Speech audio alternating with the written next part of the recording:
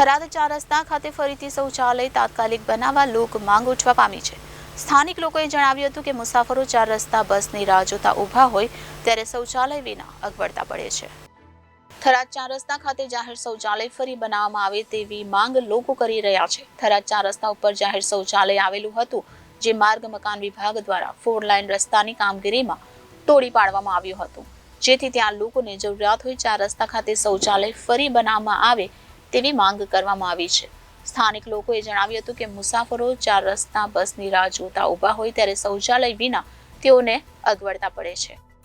નગરપાલિકાને એક વિનંતી કરવામાં આવે છે કે થરાદ 4 રસ્તા ઉપર જે જાહેર શૌચાલય હતું, જે રોડ કામગીરી માટે તોડી પાડવામાં આવેલું છે અને અત્યારે થરાદ 4 રસ્તા એક ભીડભાડવાળો એરિયા કહેવાતો હોય અને બહુ માણસો મતલબ એક સેન્ટરના વિસ્તારમાં કે જ્યાં બસની અને બીજા કોઈ કામગીરી માટે ઊભા હોય છે અને બસની એક મોટું સેન્ટર જે ઊભો રહેવા માટે 4 રસ્તાની જગ્યા કહેવાય છે, તો ત્યાં આગળ એક શૌચાલય બનાવો કે જેથી કોઈ બહેન દીકરી કે કોઈ બીજા અન્ય પબ્લિકને તકલીફ ના પડે। બસ અમે થરાદના એક સ્થાનિક નાગરિક તરીકે એક વાત કરવા માંગીએ છીએ નગરપાલિકાને કે અહીંયા ચોકડી ઉપર જે જાહેર શૌચાલય હતું એ પીડબ્લ્યુડીવાળા રોડના કામમાં તોડી નાખેલું છે, તો અત્યારે અહીંયા પબ્લિકની બહુ અવરજવર છે। ખાસ જરૂર છે, બેન દીકરીઓને ઘણીવાર શરમજનક પરિસ્થિતિમાં મુકાવવું પડે છે, આજુબાજુના લોકોને પણ બહુ અવરજવર રહે છે। રોજનું અહીંયા 5 થી 7 હજાર પબ્લિકની અવરજવર છે। આટલામાં ક્યાંય પણ જાહેર શૌચાલય કે જે મૂતળી નથી, તો પુરુષો તો ગમે ત્યાં આડાવડા જઈ શકે છે, પણ બેન દીકરીઓ માટે બહુ તકલીફ છે।